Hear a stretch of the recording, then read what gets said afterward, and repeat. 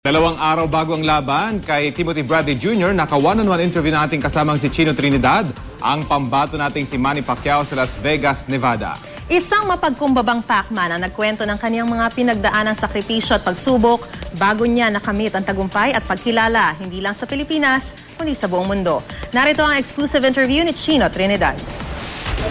Yung isang example na magsasabi na ano pa talagang pinagdaanan ni Manny Pacquiao na pinapagtibay siya ng ganito? Ano sa tingin mo yung talaga, kung meron ka isang event na talagang masasabi mong yun na sumukat ng katibayan ng isang Manny Pacquiao nung bata ka, ano yan? Yung faith and belief sa Panginoon na we can survive kahit nasa kahirapan, na hindi kami nag-give up, hindi kami gumawa ng kalukuhan kahit nasa kahirapan, kahit nasa hirap ng buhay namin, hindi kami nangdadaya, hindi kami nanluloko ng tao, hindi kami nagnanakaw. Talagang nagsisikap kami na makakain at nagdadasal. Itong lahat ng ito tinuro sa'yo ni... Ang malaking bagay dito si Mama Junisa. Ang karakter na ibinigay sa'yo. Sa punto na ito, ang daming ang dami pang pagdadaanan ng isang Manny Pacquiao.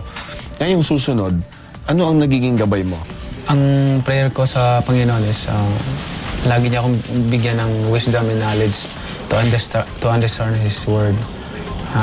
Hindi na kailangan na kumbaga sa yung hindi ka maniwala sa nababasa mo, hindi mo maintindihan. So far, sa pagbabasa ko ng Bible, naiintindihan ko naman lahat. Yung sinasabi mo palagi na, di ba yung fruits of the Spirit, dahil dito sa journey na pinagdadaanan mo, itong lahat na nadadama mo, yung kaligayahan na nakikita sa mukha mo, yung extra energy, hindi naman sa dati wala kang kalakasan, dun lahat nagmumula yan. If you have a alive spirit, you have the fruit of the Spirit. What's the fruit of the Spirit is love, joy, peace, patience, kindness, faithfulness, gentleness, and self-control. You have that kind. Yan ang Las Vegas. Pag sinipat mo yan, Brad, di mo nga yung lugar na yan. Dati pinapanaginip lang natin makarating dito. Ngayon, kahit saan ka magtungo rito, pag sinabi yung pangalang Manny Pacquiao, parang synonymous ka na sa lugar ng Las Vegas. Sa lahat ng nangyayari sa buhay mong ito, saan mo siya attribute? Saan mo ipapasalamat lahat na nakamit mo? Ang Panginoon sa akin.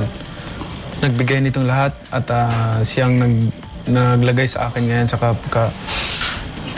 sa katayuan ko. Pero itong mga record na ito, na nakamit mo na dati, dito sa bagong paglalakbay na ginagawa mo na winning souls, di ba? Ipagpapalit mo ba yung ngayon doon sa dati, yung nakuha mo yung milyon-milyon, sinasamba ka halos sa mga tao, kilalang-kilala ka rito, lahat ng gusto mo makukuha mo? Inalis ng Diyos lahat yun. Pwede mong mahalin yung pera o mahalin yung Panginoon. So, mahalin mo muna yung Panginoon before anything else in this world. Do not love the world or anything in this world.